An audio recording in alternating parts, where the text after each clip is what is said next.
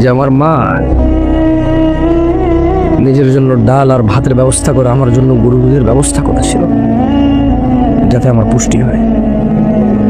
হয়তো আমি ভুলে গেছি আমার দাদির সাথে ঝগড়া করেছে আমার মা শুধু আমার খাবার নিয়ে। হয়তো আমি ভুলে গেছি আমার বাবা বেকার ছিল, আমার জ্যাঠা জেঠিরা কথা শোনাইতো, আমার মা চুপচাপ কাজ বেশি করে করতো যাতে একটু বাড়তি খেতে পারে, আমি বাড়তি দুধ পাই। হয়তো আমি ভুলে গেছি, আমি আপনাদের কথা বললাম, হয়তো আমি ভুলে গেছি আমাকে ভালো মাদ্রাসা স্কুলে পড়ানোর উদ্দেশ্যে আমার মা মন মতো, ওনার যখন যুবতী ছিল কত কিছু খেতে ইচ্ছে করতো, ওভাবে খাইনি, কত সুন্দর করে চলতে ইচ্ছে করতো, ওভাবে চলেনি। 5 ভাই ছিলাম আমরা, হয়তো কারো 7 ভাই, কারো 8 ভাই, কারো 4 ভাই। ভুলে গেছি সেদিনের কথা, যেদিন পেশাব করতে গেলে ভয় লাগতো মা ছাড়া। ঘর থেকে বেরোলে জিনে ধরবে, ভূতে ধরবে, কুকুর কামড় দেবে, মানা হলে হবে না। সেই দিনের কথা হয়তো আমিও ভুলে গেছি, কিন্তু আল্লাহ নবী সাল্লাল্লাহু আলাইহি সাল্লাম ভুলেননি। তিনি বলেছেন পৃথিবীর সবচেয়ে বড় অপরাধ আল্লাহর সাথে শিরিক করা, তারপরে ওয়াকুল ওয়ালিদাইন, পিতামাতার অবাধ্য হওয়া। কতটুকু অবাধ্য? পারবো না, করবো না, এখন না।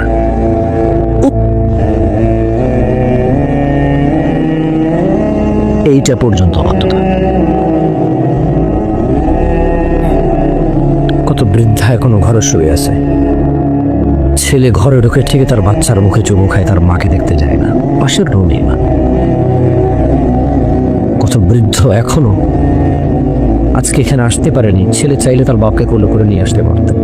খুব শৌখিন ছিল, খুব হাঁটতো, এমন কোনো ওয়াজ মাহফিল ছিল না যেহেতু না। পায়ের ব্যথা, আসতে পারেনি, ছেলে বিরক্ত হবে রিক্সায় করে নিয়ে আসতে পারেনি। রিক্সা চালায়, তার নিজেরই 4টা সন্তান, বাপ মাকে দেখবে কি করে, পাড়ার লোক উদাহরণ দেয়, সেও সন্তুষ্ট এই উদাহরণে। ওয়াজ করতে ইচ্ছে না, কি বলবো, মানুষের মনুষ্যত্ব নষ্ট হয়ে গেছে। সব ওয়াজ মাহফিলে ছেলের বউর দোষ দেয়, আমি তো ছেলের বউর দোষ দেবো না, কারণ ছেলের বউ আরেক বেটার মেয়ে, আরেক বেটারকে সেবা যত্ন করবে। আমার মা বাবা, আমি সেবা যত্ন করবো। বউ যদি মনে করে যে সেবা যত্ন করবে না, আমি সেবা যত্ন করবো, এবার বউ যদি মনে করে ইনকাম লাগবে, তো আমি তো বের হতে হবে, তুমি করো, আমি ভিন্ন ইনকাম হবে কি, মা বাবা দেখবো না, কার কাছে রেখে যাবো? বউ যদি নিশ্চয়তা যে আপনি যান, আমি আসি, ইনকাম করেন, তাই না, আমি যাবো। সমস্যা কোথায়? বউ চালাকি করলে বউর সাথে চালাকি করো। কাজে আজকে যাবো না, আব্বার সাথে বসে বলবো, কাজে না গেলে বাপেরই কি খাওয়াবে? ধর খাওয়াবে না, আমি বসে, আমার বাবু বস। আব্বা আপনি পারবেন না? বলবো যে ছেলে তুই না খেলে আমি খেবো না, না দেখতে পারবো বেশি। ছোটবেলায় মাছের মাথা ছাড়া খেতাম না, তুই জন্মের পরে তোর পাতে তোর দাদি দিত, আমার পাতে আমি তোর পাতে দিয়ে দিতাম। ওই তোর জন্য স্যাক্রিফাইস করার আমার আরো 50 বছর আগের অভ্যাস, নতুন করে শিখতে হবে না তোর জন্য না খেয়ে থাকা। যাই হোক, পৃথিবীর সবচেয়ে বড় অপরাধ কি বলেন তো? প্রথম অপরাধ, তারপরের বড় অপরাধ কি? ওয়াজালাসা ওয়া কানা মুত্তাকিয়ান ফাকাল, তিনি সাল্লাল্লাহু আলাইহি ওয়াসাল্লাম হেলান দিয়ে বসেছিলেন। কেমন হেলান দিয়ে বসেছিলেন? এবার সোজা হয়ে বসলেন আল্লাহ নবী সাল্লাল্লাহু আলাইহি ওয়াসাল্লাম এবং বললেন, আলা ওয়া কাউলু জুর, মিথ্যা সাক্ষ্য দেওয়া। তাহলে পৃথিবীর বড় 3টা অপরাধ পেলাম। 1, শিরিক করা। 2, পিতামাতার হক। 3,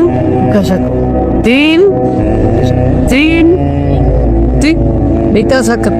3 এতবার কেন বললাম জানেন? সাহাবারা বসে قال فما زال يكررها حتى قلنا ليت له سكت। মিথ্যা সাক্ষ্য দেওয়া পৃথিবীর বড় অপরাধ, এই কথাটি আল্লাহ নবী সাল্লাল্লাহু আলাইহি ওয়াসাল্লাম বারবার বলতে থাকলেন। এমনকি সাহাবারা বলতে লাগলেন, যদি আল্লাহ নবী সাল্লাল্লাহু আলাইহি ওয়াসাল্লাম আর না বলতেন, একটু এবার খারাপ। মিথ্যা সাক্ষ্য এত বড় অপরাধ। আলিম পাড়ার মানুষ, মহিলা এবং পুরুষ।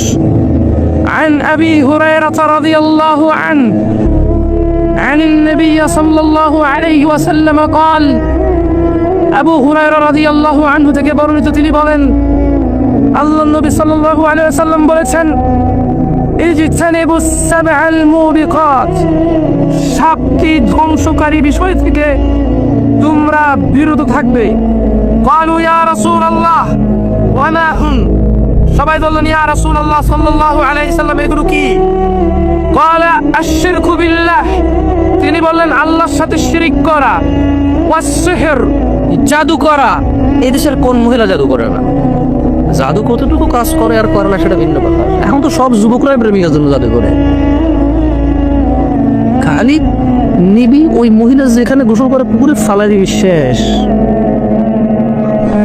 হ্যাঁ, খালি নিবি এক ফোঁটা, বলছে ফুজুর পুকুর তো অনেক বড়, আর বিগ টেনশনে নিস না, খালি এক ফোঁটা নিয়ে ফালা। মহিলার নাম গোসল করতে তোর তোর পাগলের দেওয়ানা হয়ে যাবে। আমি তোর প্রেমেরই দেওয়ানা। রিক্সা চলে গেল। এদিকে কি ভাই অপরাধ আপনি বলতেছেন বড় লোকে করে? আরে ভাই, রিক্সার ড্রাইভার গান না শুনলে নাকি ইনকাম হয় না? ভালোই লাগে না। ও জানে না এই গান এই পৃথিবীতে ভূমিকম্প নিয়ে আসে। ভূমিকম্প হওয়ার পরে পাহাড় কিটকং, যে কি বলে এটাকে, এটাকে কি বলে আমাদের বলি সাথে হবে। আমার বাসার পাশেই তো সি ওয়ার্ল্ড, সি ওয়ার্ল্ডের পাশে নতুন করে একটা সিটি হচ্ছে, হাউজিং সোসাইটি, কিন্তু পাহাড় সেই পাহাড়। সি ওয়ার্ল্ডে সারাদিন ধুম ধুম ধুম ধুম বাসতে থাকে। গত কিছুদিন আগে পাহাড় দোষে দেখলাম যে গত বছর মারা গেছে, আল্লাহ ওদেরকে শহীদ দরজা দেখে। আমি তাই বললাম যে কেমন কথা, আল্লাহ নবী সাল্লাল্লাহু আলাইহি ওয়াসাল্লাম বললো যে গান বাজনা মিউজিক বেড়ে গেলে কি হবে বলেন তো? বাদ্যযন্ত্র বাড়লে ভূমিকম্প বাড়বে। এই পাহাড়ে থেকে বাদ্যযন্ত্র শুনে মানে পুরা কি ওই যে ওই পাগলের মতো যে পাগল ঢালে বসে কোড়ায় কাটে, ও বললে ঢালের আগায় বসে কোড়ায় কাটলে পড়ে যাবে, কিন্তু হাদিসের উপর একটু ইমান নেই। আল্লাহ নবী বলেছে যে মিউজিক হলে ভূমিকম্প আসবে, কিন্তু আমরা ইমান রাখি। কিন্তু এদেশের রিক্সা ড্রাইভার, সিএনজি ড্রাইভার, বাস, আরে ভাই এই যে আপনারা বলেন বাসে তো 3-4বার মারামারি আমার সাথে অবস্থা। চিন্তা করলাম ভাই ও তো মারামারি করে সারা যাবে, ও ইউটিউবার বলবে যে এই দেখুন জামশেদ মজুমদার লেগে গেছে বাসার সাথে। হ্যাঁ, আমি তো শেষ।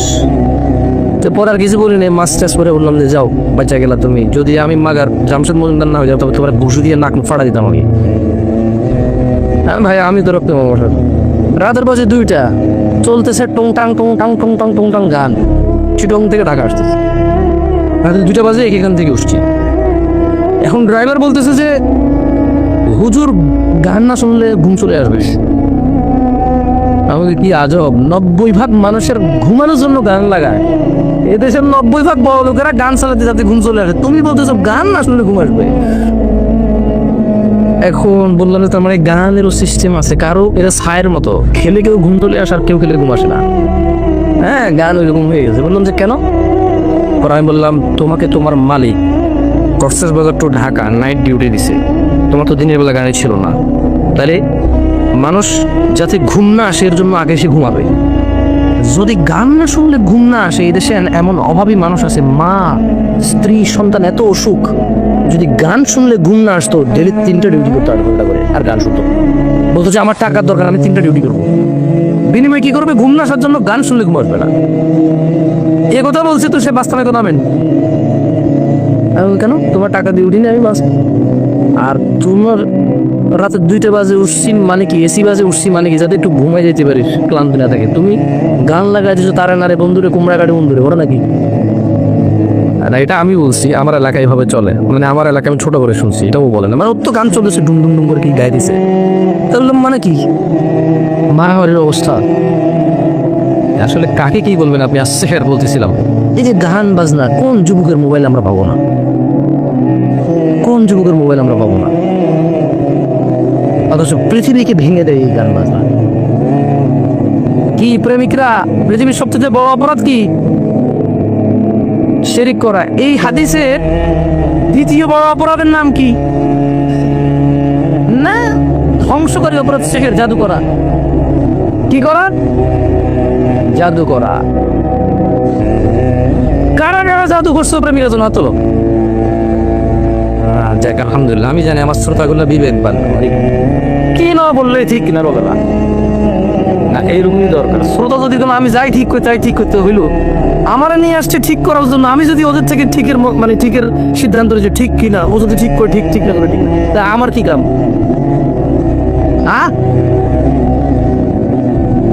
যাই হোক, সাহাবিগণ বললেন হে আল্লাহর রাসূল, এই ধ্বংসকারী বিষয়গুলো কি?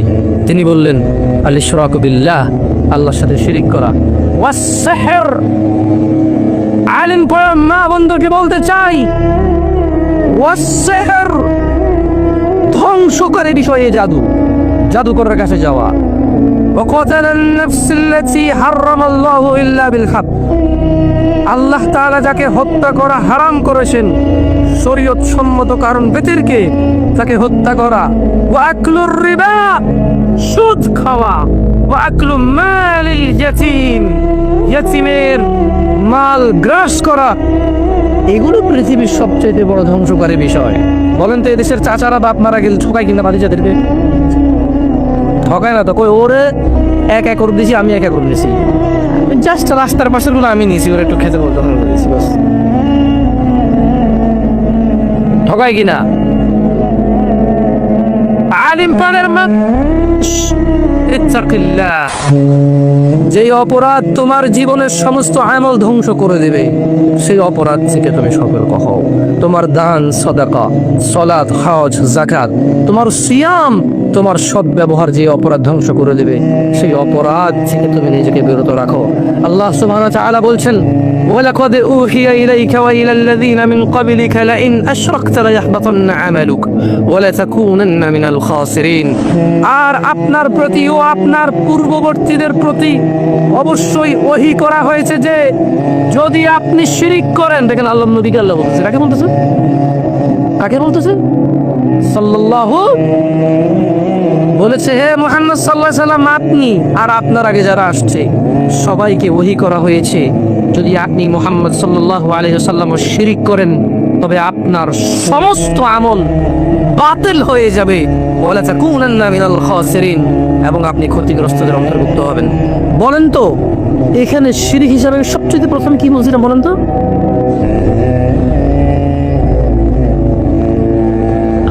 যাক, কিছু কিছু মানুষ ওয়াজ শুনে বুঝতেছে। মানে আপনি খালি মনে করেন না যে মাজারে গেলে, দুর্গায় গেলে, দরগায় গেলে, সিজদা দিলে, কারো কাছে বাচ্চা কাচ্চা চাইলে শিরিক হয়। সালাত ত্যাগ করো এক ধরনের শিরক। সালাত ত্যাগ করাও কি? এবং এটা তো কুফর, এটা তো স্পষ্ট। যে ব্যক্তি ইচ্ছাকৃতভাবে যে ওয়াক্ত নামাজ ত্যাগ করলো সে ওই ওয়াক্তে কাফের। যে ব্যক্তি ইচ্ছাকৃতভাবে যে ওয়াক্ত সালাত ত্যাগ করলো সে ওই ওয়াক্তের কি? সে ওই ওয়াক্তে কুফরি করলো। সে কেমন? আচ্ছা বলেন তো আল্লাহ কি দয়ালু নাকি দয়ালু না? আল্লাহ দয়ালু? কত দয়ালু বলতে পারেন তো? হ্যাঁ, আচ্ছা এই পৃথিবীতে যত খারাপ মানুষ হোক আর যত ভালো মানুষ হোক, আল্লাহ তাকে পেট দিছে না খাওয়ার? এই মুখ দিছে না খাওয়ার? সুবহানাল্লাহ। খারাপ লোকেরও খিদা লাগে, ভালো লোকেরও খিদা লাগে, ফকিরেরও খিদা লাগে, মিসকিনেরও খিদা লাগে, বড় লোকেরও খিদা লাগে। এই যে মুখ, জিহ্বা, স্বাদ, ক্ষুধা, এই নিয়ামতগুলো আল্লাহ সবাইকে দেয়। খেয়াল করছেন? ফিরআউনেরও ছিল এই নিয়ামত। ফিরআউনও কিন্তু তার হাত ছিল, পা ছিল, নাক ছিল, মুখ ছিল। সুবহানাল্লাহ। তাহলে এত দয়ালু আল্লাহ, তিনি কি অপরাধ ক্ষমা করবে না বলতে পারেন? আমি একটু আল্লাহ কি বলেছি শোনাবো আপনাদেরকে। আমি একটু মহিলাদেরকে বেশি সম্বোধন করতে চাই। মহিলারা খুব বেশি শিরকের সাথে জড়িত থাকে। পুরুষরা কি ভালো তাইলে? ও তো কাজ করতে করতে ব্যস্ত। মহিলাদের খুঁটিনাটি হাঁস মুরগি পালা ছাড়া, সেলাই টেলাই করা ছাড়া আর কাজ কি? কাজ হলো খালি কার মাজারে যাইয়া ডাব দিয়ে আসছে, নারকেল দিয়ে আসলে ওর মুরগি ফেরত চলে আসবে, হাঁস যেটা হারা গেছে ফেরত চলে আসবে, জামাই যেটা কথা শুনে নেবে ওটা খালি গোলাম হয়ে গুড় করে পিছিয়ে পিছিয়ে ঘুরবে। মহিলাদের টেনশনই হচ্ছে ওইটা। মহিলাদের টেনশন মানে মা অবাক লাগে, মা নিজ সন্তানের জন্য সেহের করে, জাদু করে। কেন? বলে যে বিয়ের পরে বউভক্ত হয়ে গেছে। আরে আপনি খুশি হন আপনার ছেলে বউভক্ত, অন্য মহিলার কাছে যায় না। আশ্চর্য কি? আশ্চর্য। মায়ের খুশি হওয়া উচিত তার ছেলে বউভক্ত, তবে ওই ছেলের উচিত জুলুম না করা মায়ের প্রতি। ওই ছেলের উচিত কি? জুলুম না করা মায়ের প্রতি। যদি ছেলে জালেম হয় সে আল্লাহর কাছে দায়ী থাকবে। আল্লাহ তাআলা বলছেন, ইন্নাল্লাহা লা ইয়াগফিরু আন ইউশরিকা বিহি ওয়া ইয়াগফিরু মা দুনা যালিকা লিমান ইয়াশা ওয়া মান ইউশরিক বিল্লাহ ফাকাদ ইফতারা ইসমান আযীমা। নিশ্চয়ই আল্লাহ তার সাথে শরীককারীকে ক্ষমা করে না।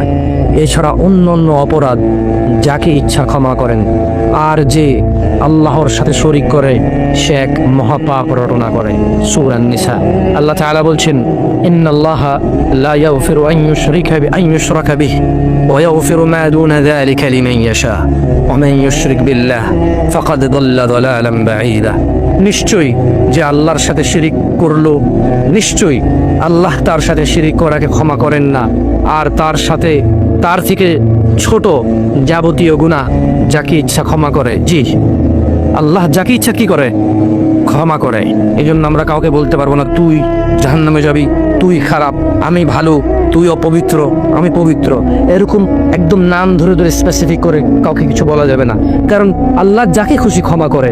আল্লাহর ইচ্ছার সাথে কারো জোর জবরদস্তি আছে? আল্লাহর ইচ্ছার সাথে কারো জোর জবরদস্তি নাই। তাই আল্লাহ সুবহানাহু ওয়া তাআলা বলছেন, আর যে কেউ আল্লাহর সাথে শিরিক করে সে ভীষণভাবে পথভ্রষ্ট। তিনি ভাইয়েরা, আল্লাহ তাআলা বলছেন, ইন্নাহু মান ইউশরিক বিল্লাহ ফাকাদ হারামাল্লাহু আলাইহিল জান্নাহ ওয়া মাওয়াহুন নার ওয়া মা লিয-যালিমিন মিন আনসার। নিশ্চয়ই কেউ আল্লাহর সাথে শিরিক করলে আল্লাহ তার জন্য জান্নাত অবশ্যই হারাম নিষিদ্ধ করে দিয়েছেন এবং তার বসবাস হবে চিরস্থায়ী জাহান্নাম। আর জালেমদের জন্য কোনো সাহায্যকারী নেই। জি, কেল্লা বাবা ঘোড়া বাবা কেউ কাজে আসবে না। আল্লাহ তাআলা বলেন, ইন্নাল্লাযীনা কাফারু মিন আহলিল কিতাব ওয়াল মুশরিকিনা ফি নারি জাহান্নাম খালিদিনা ফিহা উলাইকা হুম শাররুল বারিয়া। নিশ্চয়ই কিতাবাদীদের মধ্যে যারা কুফরি করেছে, তারা মুশরিকরা জাহান্নামের আগুনে চিরস্থায়ীভাবে বসবাস করবে। তারাই সৃষ্টির সবচাইতে নেককার মানুষ। সুতরাং আলিম পাড়ার মানুষ, তোমরা আল্লাহর দয়ার দিকে আসো। আলিম পাড়ার মহিলা ও পুরুষ, আলিম পাড়ার যুবক ও বৃদ্ধ, আলিম পাড়ার ধনী ও দরিদ্র, তোমরা তাওহীদের দিকে ফিরে আসো। আল্লাহ সুবহানাহু ওয়া তাআলা বলছেন, কুলিল্লাহুম্মা মালিকাল মুলক, বলুন সার্বভৌম শক্তির মালিক আল্লাহ। তুতিল মুলকা মান তাশা ওয়া তানজিউল মুলকা মিম্মান তাশা ওয়া তুইজ্জু মান তাশা ওয়া তুযিল্লু মান তাশা বিয়াদিকাল খায়র ইন্নাকা আলা কুল্লি শাইইন কাদির। আলিম পাড়ার মানুষ, আল্লাহ তাআলা বলছে, তোমরা আল্লাহর সার্বভৌম ও শক্তির মালিকের আল্লাহ সুবহানাহু ওয়া তাআলার, অতঃপর আল্লাহ যাকে খুশি ক্ষমতা দেয় এবং যাক থেকে খুশি তা কেড়ে নেন। যাকে ইচ্ছা তিনি সম্মানিত করেন, যাকে ইচ্ছা তিনি অপদস্থ করেন। সমস্ত কল্যাণ আল্লাহর হাতে। নিশ্চয়ই আল্লাহ সবকিছুর উপর ক্ষমতাবান। আল্লাহ তাআলা বলেন, আল্লাযীনা আমানু ওয়া লাম ইয়ালবিসু ঈমানাহুম বিযুলমিন উলাইকা লাহুমুল আমন ওয়া হুম মুহতাদুন। আলিম পাড়ার মানুষ, যারা ঈমান এনেছে, 5 ওয়াক্ত নামাজ প্রতিষ্ঠিত করে, এই ঈমানকে প্রতিষ্ঠিত রেখেছে। আল্লাহ সুবহানাহু ওয়া তাআলা বলছে, যারা ঈমান এনেছে এবং তাদের ঈমানকে জুলুম ও শিরক দ্বারা কলুষিত করেনি, নিরাপত্তা তাদের জন্য কাদের পক্ষ থেকে? এবং তারাই হিদায়াত প্রাপ্ত। 5 ওয়াক্ত নামাজি ব্যতীত, শিরক মুক্ত থাকা ব্যতীত, তাওহীদ ছাড়া, নওয়াহিদ একত্ববাদী ছাড়া এই পৃথিবী যার কেউ হিদায়াত প্রাপ্ত নয়। যতই ভালো লোক হোক, যতই ভদ্র লোক হোক, যে 5 ওয়াক্ত সালাত আদায় করে না সে ভদ্র নয়। যে 5 ওয়াক্ত সালাত আদায় করে না সে ভালো লোক নয়। যে 5 ওয়াক্ত সালাত আদায় করে না সে হিদায়াত প্রাপ্ত নয়। যে আল্লাহর ঘর মসজিদ ছাড়া অন্য কোনো ঘরে ডাব, নারকেল, মোমবাতি, আগরবাতি নিয়ে যায়, মুশকিল কুশা আহসান হতে যায়, মনোবাসনা পূরণ করতে যায়, ছেলে সন্তান কামনায় যায়, আল্লাহ সুবহানাহু ওয়া তাআলা বলছে এদের মধ্যে কেউ হিদায়াত প্রাপ্ত নয়। আল্লাহ সুবহানাহু ওয়া তাআলা বলছেন, ফাইনামানু, যদি তোমরা ঈমান আনো, বিমিসলি মা ফাকাদ ইহতাদাউ, অতঃপর তোমরা যেরূপ ঈমান এনেছো তারাও যদি সেরূপ ঈমান আনে তবে হিদায়াত পাবো। সুতরাং শিরক মুক্ত হয়ে আল্লাহর কাছে ক্ষমা চাও। আলিম পাড়ার মানুষ, আল্লাহ ক্ষমা করে দেবে। তোমার জানা, ব্যভিচার, মদ, সুদ, ঘুষ আজকেই সমাপ্ত করো। যদি তুমি সমাপ্ত না করতে চাও তবে তুমি কতদিন বাঁচবে? সেটার নিশ্চিত হয়ে নাও। যদি নিশ্চিত হয়ে যেতে পারো, মৃত্যুর আগে ঠিক হয়ে যাও। আর যদি মনে করো কবে মরবে তা জানো না, তবে রবের পক্ষ থেকে তোমার জন্য ডাক আছে। ও আলিম পাড়ার মানুষ, ধনী ও দরিদ্র, খেটে খাওয়া ও উচ্চ বিলাসী উচ্চ শিক্ষিত, ও আলিম পাড়ার দরিদ্র পরীক্ষার্থী আল্লাহর পক্ষ থেকে, ও আলিম পাড়ার ধনী পরীক্ষার্থী আল্লাহর পক্ষ থেকে তোমাদেরকে তোমার রব ডেকে বলছে, ওয়াসারিউ ইলা মাগফিরাতিন মির রাব্বিকুম ওয়া জান্নাহ ওয়া জান্নাতিন আরদুহাস সামাওয়াতি ওয়াল আরদ উইদ্দাত লিল মুত্তাকিন। ও আলিম পাড়ার মানুষ, তীব্র গতিতে আল্লাহর ক্ষমার দিকে ও আল্লাহর জান্নাতের দিকে যাও, যার বিস্তৃত আসমান সমূহ জমিনের সমান, যা প্রশস্ত, যা প্রস্তুত রাখা হয়েছে মুত্তাকিদের জন্য। আলিম পাড়ার অপরাধীরা, বাংলার জমিনের অপরাধীরা, আমি নিজেকে এখান থেকে বাদ দিয়ে বলছি না, আল্লাহ তাআলা সুযোগ দিয়েছেন। ও তারা যারা তোমরা নিঃশ্বাস নিতে পারছো, তোমাদের যাদেরকে আমার রব এখন পর্যন্ত সুযোগ দিয়ে যাচ্ছে, তোমাদের জন্য ভালো খবর আছে। যা করেছো করেছো, যা করেছো করেছো, মনে আছে অথবা ভুলে গেছো। যা করেছো করেছো, মনে আছে অথবা ভুলে গেছো। সংশোধন ফেরত দেওয়া সম্ভব অথবা অসম্ভব। যাই করে ফেলেছো করে ফেলেছো। ওয়াসারিউ ইলা মাগফিরাতিন মির রাব্বিকুম, তোমরা সবাই রবের ক্ষমার দিকে দ্রুত আসো, দ্রুত নিজেকে সংশোধন করো। আমার আল্লাহ বলছেন মুহাম্মদ সাল্লাল্লাহু আলাইহি ওয়াসাল্লামকে বলেছেন, কুল লিইবাদিয়াল্লাযীনা আসরাফু আলা আনফুসিহিম লা তাকনাতু মির রাহমাতিল্লাহ ইন্নাল্লাহা ইয়াগফিরুয যুনুবা জামিআ ইন্নাল্লাহা ইয়াগফিরুয যুনুবা জামিআ।